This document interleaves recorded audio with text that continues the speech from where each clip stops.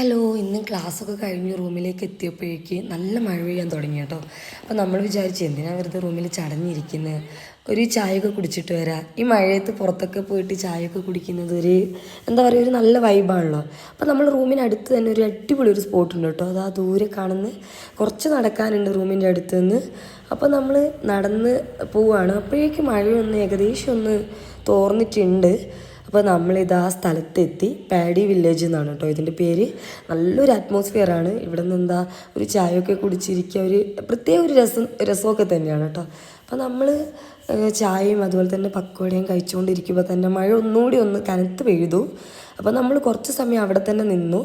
ഏകദേശം മഴയൊക്കെ ഒന്ന് ചോർന്ന് വന്നപ്പോൾ നമ്മൾ നടന്ന് റൂമിലേക്ക് പോവാണ്. അപ്പോഴാണ് നമ്മൾ വിചാരിച്ചത് പെട്ടെന്ന് റൂമിൽ പോയിട്ട് പ്രത്യേകിച്ച് കാര്യമൊന്നുമില്ല. അപ്പോൾ നമ്മൾ വിചാരിച്ചെന്നാൽ വയലിൽ കൂടെ കുറച്ച് സമയം ഒന്ന് വയലിലൂടെ നടന്ന്